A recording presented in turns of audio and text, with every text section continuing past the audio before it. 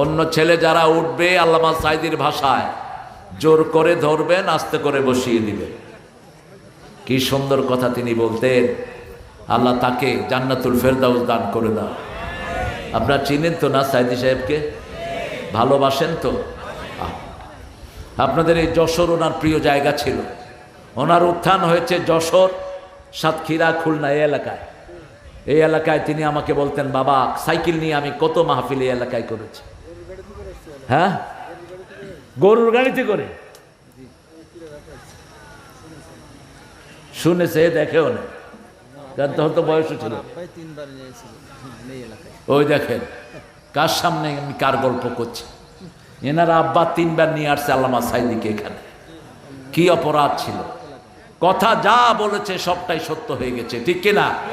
কারণ কি? কারণ নবী বলছেন, ইত্তাকু ফিরাসাতাল মুমিন ফাইন্নাহু ইয়ানজুরু বিনূরিল্লাহ। মুমিনের দূরদর্শিতা থেকে বাঁচো, মুমিন আল্লাহর নূর দিয়ে তাকায়। কত আগে বললেন, তোমরা আমাদেরকে বলো মৌলবাদী, তোমরা হলা আগাবাদী। কি বাদী? আগাবাদী। তোমরা থাকো আগায়, আমরা থাকি কোথায়? গোড়ায়। বেশি দূর যদি তেড়ি বেড়ি করো, গোড়া দৌড়ে নাড়া দেব, মামু বাড়ি দিল্লি গিয়া পড়বা। দিল্লি গিয়া পড়ছে কি পড়ে নাই? এমন একটা সময় আসবে উঁদুরের গর্ত তালাশ করে পাবা। আবার বলছেন বগুড়ার মাহফিলে, আমি সাথে বাসা, বলছে শোনো ভাইয়েরা, আমাকে যদি কেউ খুন করে অথবা মেরে ফেলে, 1 বছর না যেতে আল্লাহ ওদেরকে বাংলাদেশ থেকে নিশ্চিহ্ন করে দিবেন। 14 আগস্ট 20 প্রয়োগে ওনাকে দুনিয়া থেকে বিদায় করা হলো। কি প্রয়োগে? 20। কি সুন্দর হাসি, দেখছেন না? দিয়ে গেলে জান্নাতেরি হাসি উপহার, দিনের পথে থাকবো অটুট, এই তো অঙ্গীকার। পুলিশেরা জিজ্ঞেস করছে, হুজুর আপনি কেমন আছেন? 13 বছর এই টেবিলের চেয়ে একটু বড় জায়গায়, 13 বছর, একটা লেপ নাই, খেতা নাই, বালিশ নাই, এই 13 বছর এখানে থাকলেন। পুলিশ যখন জিজ্ঞেস করলো হুজুর কেমন আছেন, কয় আলহামদুলিল্লাহ। পুরা মুখের হাসি, একদম ফুল মাউথ লাফ, একদম পুরা মুখের হাসি, সবগুলো দাঁত প্রকাশ করে। এরপরে আর আমরা দেখলাম না। ওনার আপন ছেলে নিচে বসা মাসুদ, মাসুদকে দেখতে দেয়া হয় নাই, মাসুদকে উপরে যেতেও দেয়া হয় নাই। 8টা 8:30টার পরে শোনানো হলো, তোমার আব্বা তোমাকে দেখতে চাচ্ছে। গিয়ে দেখে যে নিথর লাশ। নিকাশ হবে, তুই বাঁচতে পারবি না কোনোভাবেই, তোর দোসররাও বাঁচবে না। আমরা কারো বিরুদ্ধে নয়, কিন্তু সাঈদীর মতো দায়ী 1000 বছরে জন্ম নেয় না। পৃথিবীতে কোন লোকের দাওয়াতে একসাথে 56-58 জন হিন্দু, বৌদ্ধ, মুসলমান হয়েছে? আছে কেউ?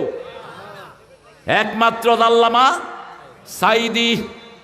শুধু চট্টগ্রামে 1000-এর উপরে হিন্দু কালেমা পড়ে মুসলমান হয়। যেখানেই যেতেন মুসলমানের বন্যা শুরু হতো, ঠিক না বেঠিক? কোনোদিন কাউকে আঘাত করে কখনো কথা বলতেন না। আমরা এরকম দায়ী হব, আল্লাহ আমাদেরকে দায়ী হিসাবে কবুল করেন। দায়ীদের মূল চরিত্র হলো, দায়ীরা সব সময় মানুষকে ভালোবেসে ডাকবে, আঘাত দিয়ে নয়। আঘাত দিয়ে নয়। রাসূল বলতেন, খায়রুল কালামে মা কাল্লা ওয়া দাল্লা ওয়া লা ইয়ামুল্লাহ। শ্রেষ্ঠ কথা হলো কম হবে, দলিল ভিত্তিক হবে, কাউকে আঘাত করে হবে না। আমরা কারো দুশ্মন নই, আমরা সবাইকে জান্নাতে নিয়ে যেতে চাই, ঠিক না বেঠিক? এই দুনিয়া অল্প দিনের দুনিয়া। আমি চাই আমার হিন্দু ভাইয়েরও জান্নাতি হয়ে যাক, ঠিক না বেঠিক? আমরা চাই বাংলাদেশে যত দলের লোক আছে আমরা সবাই যেন কোথায় যেতে পারি? লা ইলাহা লা ইলাহা ইল্লাল্লাহু মুহাম্মাদুর রাসূলুল্লাহ সাল্লাল্লাহু। উদউ ইলা সাবিলি রাব্বিক, তোমার রবের পথে ডাকো। রবের পথ কোনটা? রবের পথ হলো মান আহসানু কাওলাম, পড়েন, মান আহসানু কাওলাম মিম্মা দাআ ইলাল্লাহি ওয়া আমিলা সালিহান ওয়া ক্বালা ইন্নানি মিনাল মুসলিমিন। তার চেয়ে শ্রেষ্ঠ কথা কার হতে পারে যে আল্লাহর দিকে মানুষকে ডাকে আর নিজে পরিচয় দেয় আমি মুসলমান, আমলে সলে করে। আমলে সলে কাকে বলে, কেন আল্লাহ এটা যোগ করলেন? দেখেন, আমাদের দেশে একটা লোক ছিল, কমিউনিস্ট পার্টি করতো, নাম হলো তোহা। কি নাম? কি নাম? তোহা। নাম শুনছেন না আপনারা? এই তোহা 1989-79-তে ইলেকশনে দাঁড়ালো। মানুষের কাছে গিয়ে বলল, মানুষ আমাকে নাস্তিক বলে, কিন্তু কোরআন শরীফের 2টা সূরা আমরা বাপ পুঁতে দখল করছি। আমার নাম তোহা। তোহা কই সে পড়তো? তোহা মা আনজালনা আলাইকাল কোরআনা লিতাশকা। এরপরে বলতো আমার আব্বার নাম ইয়াসিন, ইয়াসিন আল কোরআনিল হাকিম ইন্নাকা লামিনাল। মানুষকে হায় রে হায়, এত বড় মুফাসসির, দে ভোট দে, অথচ আমলে সলে নাই। আল্লাহ শর্ত দিয়েছেন কি? শুধু আল্লাহর দিকে ডাকলেই হবে না, আমলে সলে করতে হবে। আর পরিচয় দিতে হবে আমি কি? মুসলমান, মুসলিম, আমি সংগ্রামী, আমি চির রণবীর, আল্লাহকে ছাড়া কাউকে মানি না, নারায়ে তাকবীর, নারায়ে তাকবীর। আমি মুসলমান, কবরেও পরিচয় হবে আমি মুসলমান। আমি কি? মুসলমান। মুসলমান যে সে কার দল করতে হবে? আল্লাহর দল। আল্লাহর দল করবেন না, আল্লাহর কাছে কিছুই পাবেন না। যেমন হাসিনার দলের লোকেরা হাসিনার কাছে পাইছে, ঠিক না বেঠিক? আরে কথা কন না কেন? খালেদা জিয়ার দলের লোকেরা কার কাছে পাবে? খালেদার কাছে পাবে। ডাক্তার শফিকের লোকেরা যারা জামাত করে তারা কার কাছে পাবে? কথা কন না কেন? তার কাছে পাবে, আল্লাহর কাছে না, শফিকের কাছে, ডাক্তার শফিকের কাছে। আপনারা যদি বিএমপি করে ডাক্তার শফিকের কাছে যান, জায়গা দিবে তো? তো প্রত্যেকের দলের লোকেরা তাদেরকে টানে, ঠিক কিনা? এটা স্বাভাবিক। এখন আপনি আল্লাহর দল করেন না, আল্লাহ আপনাকে টানবে কোন দুঃখে? কোন দুঃখে টানবে বলেন? এখন আজকে ওয়াদা নেব, আল্লাহর দল ছাড়া কারো দল করব না, ঠিক না? ঠিক। কারা কারা ওয়াদা করতে রাজি আছেন? হাত তুলে দেখায় দেন।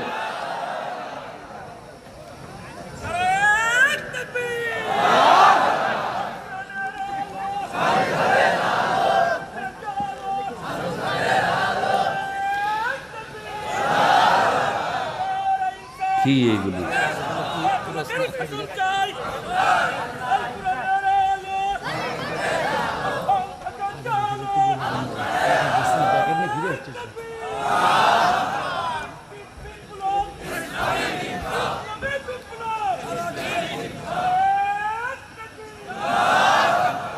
মানুষ স্লোগান দেওয়াটাকে গুনাহ মনে করে। স্লোগান দেওয়াটা ফরজ। রব্বাকা ফাকাব্বির 3 নম্বর ফরজ। কয় নম্বর? জোরে বলেন আল্লাহু আকবার। ছেলেরা প্যাকেট নিয়ে ঘুরে এসেছে, আপনার কিছু নাকি দেন নেই? ও আগে একবার ঘুরে গেছে তো। এই লেখন, এই ছেলে কয়বার পাঠাও মানুষের কাছে? আগে নাকি একবার ঘুরে গেছে।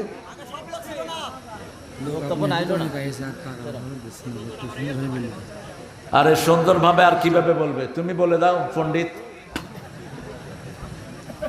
মানুষ তোমাদের মাহফিল শুনবে, টাকা দিবে না, এটা কেমন কথা? আপনারা যতটুকু পারেন সাহায্য করেন এদেরকে। আল্লাহর রাস্তায় ডাকবেন তো, প্রতিদিন 10 জন মানুষকে পৌঁছাবেন লা ইলাহা মুহাম্মাদুর রাসূলুল্লাহ। অন্য কারো দাওয়াত না, একমাত্র নিরেট কার দাওয়াত? আল্লাহর দাওয়াত। জান্নাত জাহান্নামের ভয় দেখাবেন। জান্নাতের চাবি কি? আরো জোরে বলেন। যেই দলে এগুলো হেফাজত করে সেই দল করবেন। একটা দল আছে, ওদের প্রথম কাজ হলো কোরআন অধ্যয়ন, দ্বিতীয় কাজ হাদিস অধ্যয়ন, তৃতীয় কাজ ইসলামী সাহিত্য, চতুর্থ কাজ জামাতে নামাজ। এগুলোকে মানুষের কাজ না, আল্লাহর কাজ। আরো জোরে কর না। বাংলাদেশে এমন পীর আছে নামাজ পড়ে না, এমন পীর আছে কোরআন শরীফ পড়তে পারে না, ঠিক কি না? এমন পীর আছে আল্লাহর সাথে তার কোনো সম্পর্ক নাই, মেয়েদের হাত টিপে। কথা বলেন না কেন? ইসলামী শরীয়তের বালাই নাই। এজন্য আল্লাহ বলছেন আমার দিকে ডাকবা, তার সাথে আমলে সলে করবার, পরিচয় দিবে আমি মুসলমান, মুসলিম, আমি সংগ্রামী, আমি চির রণবীর, আল্লাহকে ছাড়া কাউকে মানি না, নারায়ে তাকবীর, নারায়ে তাকবীর। এই লেখন তোমাদের কত টাকা দরকার বলো? টাকা যখন মানুষ দেয় না, কিছু পয়সা আলাদা দেখা দাও, ঘাড়ে ধরে টাকা আদায় করো। কি দরকার নাই? এই ছেলে, কি দরকার নাই? কত লাগবে সেটা বলো। এই প্যান্ডেলের কত খরচ হয়েছে বলো দেখি। একজন ভাই দাঁড়ান তো, এই প্যান্ডেলের খরচটা দিবেন।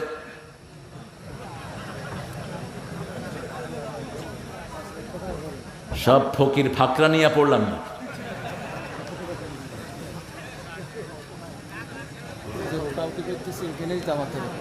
এখানেই জামাত হবে ইনশাআল্লাহ। এই যে 10 টাকা দিছে আমার মুরব্বী, তাও তো দিচ্ছে। আপনি উঠেন কেন? বসেন, উজু করা লাগবে না, বসেন। আপনারা মাহফিলটাকে ঋণে রাখবেন না। আর হুজুর কতগুলো আসে, এগুলো শুধু হাঁটে মাহফিলে এসে। ওই যে টুপি মাথায় দিয়ে চক্কা চক্কা, এগুলো শুধু চারিদিকে হাঁটে। এগুলো চূড়ান্ত বেয়াদব। এগুলো আবার হাফেজও দাবি করে। তোর কোরআন থাকবে না তোর মধ্যে। সাধারণ লোকেরা বসে ওয়াজ শুনে এগুলো কোনায় আড্ডা মারে, ওখানে আড্ডা মারে। এরপর ওই যে দলে ধরে ধরে যাইতেছে। এখন কি মনে করস নিজেদেরকে? ভণ্ডের গোষ্ঠী। তোদের কারণে মানুষ কোরআন বিমুখ হচ্ছে। আপনারা এদেরকে ঋণে রাখবেন না। আমি বারবার বলে যাচ্ছি, যাদের তৌফিক আছে তারা দিবেন। আর যদি না দেন, অতটুক ক্ষতি হয়ে যাবে আপনার। 1 লাখ টাকা দেয় আর তৌফিক আছে, দিলেন না, 10 লাখ টাকা ডাক্তারে দিবেন। বদদোয়া করে থুয়ে যাব। দোয়া বদদোয়া দুইটাই আলেমদের আছে না নাই? হাসিনার এই করুণ পরিণত হয়েছে একমাত্র সাইদির বদদোয়া। আর বৈষম্য বিরোধী পোলাপানদের গুনাহ। ঠিক না বেঠিক? দুধের শিশুদেরকে গুলি করে মারছ শয়তান। হেলিকপ্টারে গুলি করছে, কয় গরম পানি ছিটেছে। মিথ্যুক শয়তানও তোর মতো মিথ্যুক না। তুই যা মিথ্যা কথা বলেছিস। মিথ্যা আছে যেখানে আমরা নাই। আমরা আল্লাহর দিকে ডাকবো। সকাল থেকে রাত পর্যন্ত একটা ধ্যান।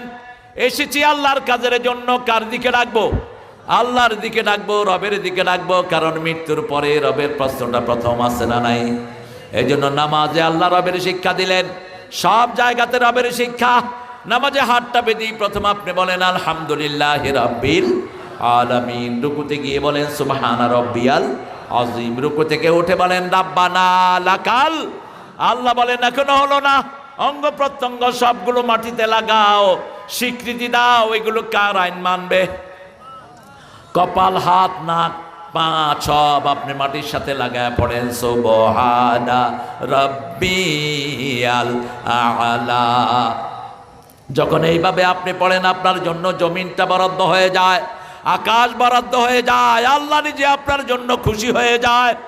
এরপরে আপনি যখন সালাম ফিরান, তখন হাত তুলেই বলেন রাব্বানা আতিনা ফিদ দুনিয়া হাসানাতাও ওয়া ফিল আখিরাতি হাসানাতাও ওয়া কিনা। এরপরে যখন নামাজ শেষ করে মাটিতে নামবেন, আপনি জিজ্ঞেস করেন আল্লাহ কোন মাটিতে নামবো? আল্লাহ বলেন রব্বুল মাশরিকাইনি ওয়া রব্বুল মাগরিবাইন ফাবিআইয়ি আলাই রাব্বিকুমা তুকাযিবান।